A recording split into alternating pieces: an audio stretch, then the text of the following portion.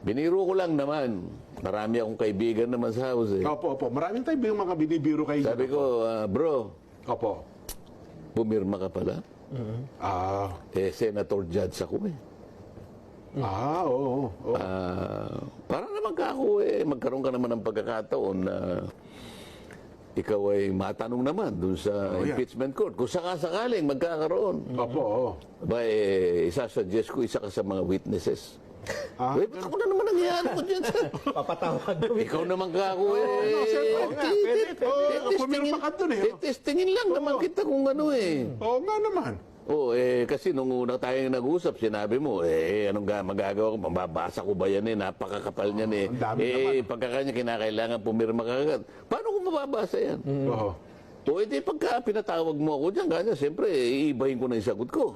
Nako. Yung sasabihin ko, sasabihin ko, binasa ko. Opo, oo. Hindi maintindihan.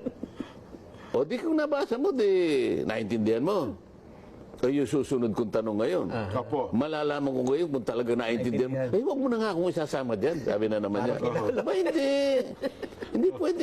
Kailangan may sample naman. 215 kayo eh. Oo nga po, oo. Naman lang 10% kinakailangan tumayo dyan. Maano ko naman, matanong ko naman kayo. Magkakaibigan, magkakakilala naman tayo eh. Oo.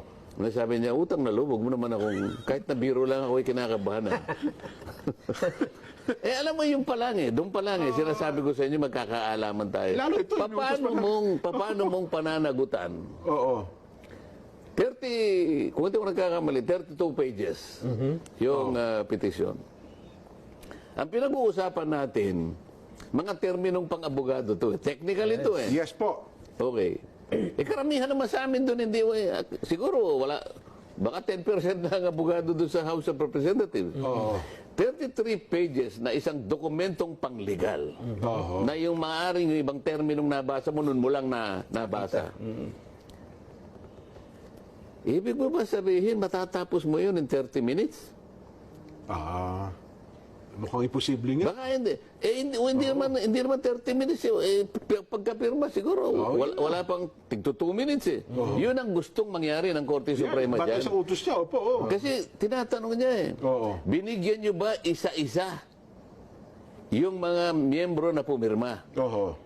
At sila ba'y nagkaroon ng pagkakataon na mabasa yan ng isa-isa?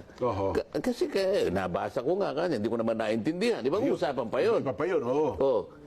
Itong isa naman, nabasa ko. Naintindihan mo? Kanya ganun. Opo. Paano kung iba yung pagkakaintindi mo? Iba pala ang tama. Oo nga naman. Hindi ba nga abogado na nga ito, mag-aaway pa sila. Parehong abogado yun eh.